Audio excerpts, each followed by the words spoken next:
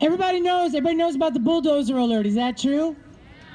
Yeah. Okay, you're going to text Save the Park to 74121. And we're going to let you know, 74121.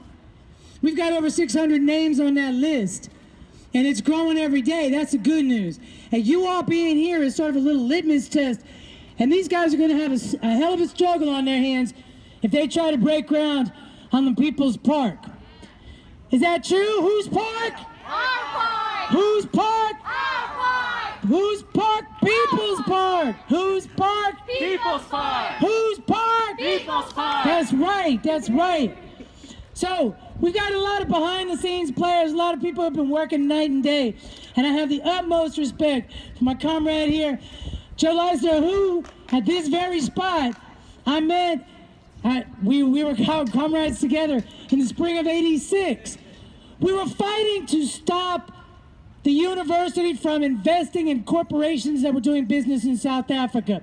We wanted them to divest themselves of the $3.6 billion that they had invested in corporations that were enforcing slavery in South Africa.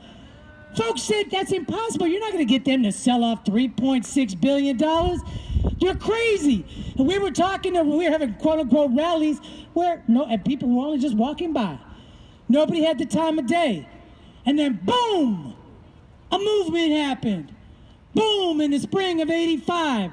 Tens of thousands of people got it. They got the message that our health, our safety was inextricably bound to the fate of the people in South Africa, of the oppressed masses in South Africa. And it is our hope that there's going to be a big boom, and there's going to be tens of thousands of people who are going to fight for the planet, who are going to fight for justice, who are going to fight for our health. So let's bring this comrade up. Joe Liesner. Thank you, Andrea. Thank you. Yeah, Shantytown was an incredible experience, and it just makes you a bigger person to take part in this kind of stuff. It's the thing we have to do. And Andrea got my sign. Want to take care of first things first. Governor Newsom is the president, the head of the Board of Regents. He's got two pretty powerful jobs. And as you know, the Board of Regents writes the laws, writes the environmental reviews, and then decides whether they should pass them or not. They basically got the show totally under control. So we're asking you to call, do anything you can to tell Governor Newsom that the park should not be built on. We need to save the park, and there are good reasons to save the park. Let me tell you, we got 4 lawsuits going, and they're pretty powerful. Some people think, and I actually used to think, you're a fool to throw away money on lawyers, because we've lost a lot. But we're winning now. Our lawyer has won his last 2 environmental impact cases against the University of California. And if you were paying attention a couple of weeks ago, we beat the university at the Supreme Court of the state of California. Nobody thought we were going to win that. We looked at winning the appellate court, and then we said, well, now it's going to the Supreme Court. The governor, the university, everybody's got, their hands in their pocket. But we won it. So what does the university do? They have torrential, they have tsunami, gigantic power. They go to the legislature and have the law changed. Now, the environmental law, the California Environmental Quality Act, doesn't say that enrollment is counted by how many students, it's by the population. So instead of cutting students, they can cut teachers and staff. So the quality of education will get even worse. They'll cut the professors. Anyway, let me tell you about these lawsuits, because there's a balance of things going on here. There's action on the street where we can, get in their way, where we can do anything we can to physically or politically stop them. And then there's the legal stuff, which is behind the scenes, it's quieter. but it is effective. We're working now. There's a lawsuit by the Berkeley Architectural Historical Society. Yeah, all these names.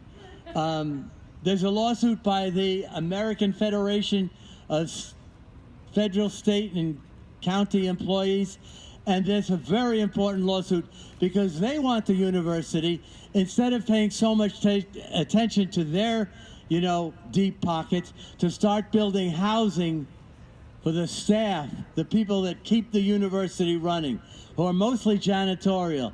They're saying, how about some housing for us? You talk about the social ladder and how you got everybody to weeping those crocodile tears for the poor 400 students that might not get in this year. What about our children? What about housing for our kids? So that's a very powerful lawsuit, and they've actually invited us to sit down with them at a settlement conference that the university has called with them. I don't think they expected us to show up with Ask Me, but we'll be there. And then the other one is about the environmental impact report that they actually filed, saying that they had taken care of addressing all the environmental degradation that was going to take place. Well, it was totally inadequate. They didn't pay any attention really to the life quality of Southside. All they cared about was whether there was enough open space on this beautiful campus. And believe me, for that 2 acres per 1,000 people, they have that in multiples of 10 and 20, probably 100. So we're fighting that case. And then there's another case. It's not actually a law case. There's a law, there's a federal law called the National Historic Preservation Act. And it says if you're getting money from a federal agency, but you're using that money to destroy a property that's recognized on the National Register, which is a federal register, you have to go through a whole nother kind of environmental review on a national level.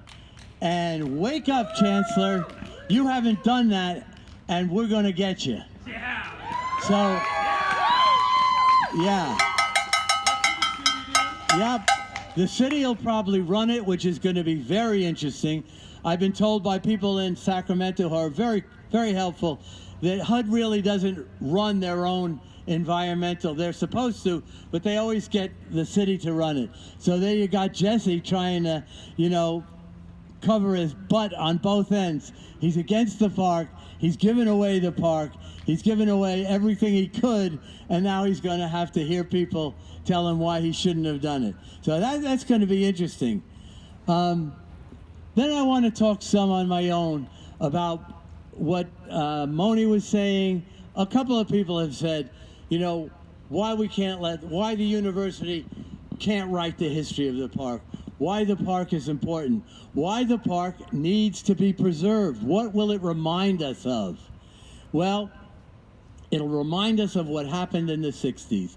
It'll remind us that we're people that risk their lives, their health and their lives, to stand up against the war, against racism, against the university that wouldn't allow people to engage in political organizing on this campus.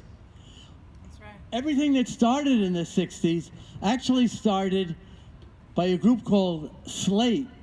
Slate went over to San Francisco and protested against the House on Un-American Activities, and they were washed down the stairs. Over in San Francisco, there's a huge set of marble stairs in the rotunda, and they opened up fire hoses and just swooshed them down.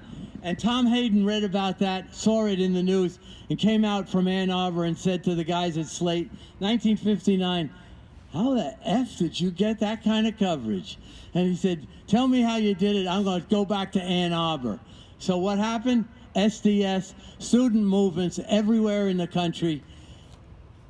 And it was powerful. It was damn powerful. It scared the living daylights out of the university. It also scared the living daylights. Well, I can't speak for President Nixon, but I know it was his top priority to stop that movement.